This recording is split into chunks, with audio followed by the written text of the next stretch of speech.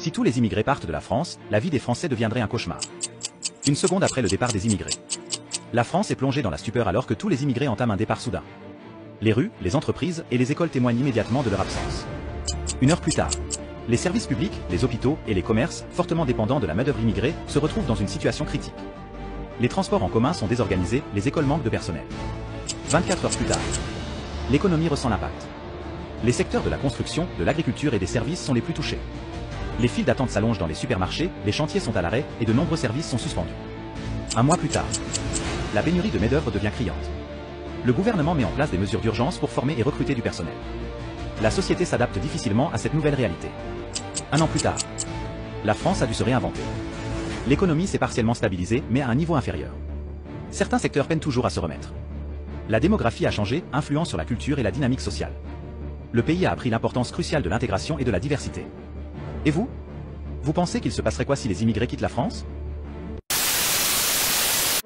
Si tous les émigrés partent de France, la vie des Français deviendrait un paradis. Une seconde après le départ des immigrés, la France est plongée dans l'euphorie alors que tous les émigrés entament un départ soudain. Partout en France, du nord au sud et de l'est à l'ouest, les mêmes scènes de liesse et cette joie immense qui emplit le cœur des Français. La CAF, la Poste et la Sécurité sociale témoignent immédiatement de leur absence. Une heure plus tard, l'insécurité chute quasi instantanément. Les incivilités s'effondrent, les viols et le harcèlement de rue, les agressions au couteau, le deal de drogue, les cambriolages et j'en passe. Le Français retrouve très vite le bonheur de vivre dans un pays en paix où il ne risque plus de se faire tuer pour un regard de travers ou une cigarette refusée. Les services publics se retrouvent alors impactés par la baisse de leurs effectifs, mais ce manque est aussitôt naturellement compensé par la forte baisse de la surcharge qu'ils subissent au quotidien. 24 heures plus tard, l'économie se retrouve fortement impactée, mais le gouvernement du président Zemmour ayant anticipé la chose, ils ont entrepris en amont un vaste projet visant à remettre les Français au travail en revalorisant les salaires grâce aux économies colossales réalisées en termes de dépenses sociales, économies répercutées sur la baisse des charges patronales. Un mois plus tard, les Français ont retrouvé le goût du travail, vivent dans un environnement sain et retrouvent une cohésion sociale perdue depuis des décennies. Quoi, comment ça je n'apporte aucune preuve et aucun chiffre de ce que j'avance? Oui, j'aurais pu aller vous chercher les chiffres de la dépense sociale et autres données statistiques, mais il y a un principe qui veut que ce qui est affirmé sans preuve peut être réfuté sans preuve. Donc, tout comme l'auteur de la première vidéo ne prouve rien, je ne m'emmerderai pas à prouver quoi que ce soit. D'autant plus que ce genre de vidéo est profondément malhonnête, car personne en France ne souhaite renvoyer tous les immigrés chez eux, mais uniquement ceux qui n'ont rien à y faire. Notamment ceux qui abusent de la générosité du contribuable français et ceux qui menacent la sécurité intérieure, c'est-à-dire ce que font déjà la plupart des pays du monde. Arrêtez d'essayer de nous faire peur avec vos scénarios catastrophes à la con. Peu importe les risques qu'une rémigration entraînerait, le jeu en vaut la chandelle et de toute façon, vu le marasme dans lequel se trouve la France, on n'a pas grand chose à perdre. Au contraire, on n'a qu'à y gagner. Et je le redis, virer massivement les immigrés n'a jamais fait partie du projet politique de qui que ce soit, même pas de Zemmour. Après, faire des procès d'intention, c'est facile et ça marche avec n'importe qui. Si on soupçonne des projets de remigration de masse des immigrés avec un Zemmour, je peux très bien soupçonner un Jean-Luc Mélenchon d'avoir derrière la tête la création de goulags pour y enfermer tous ses opposants politiques, donc bon.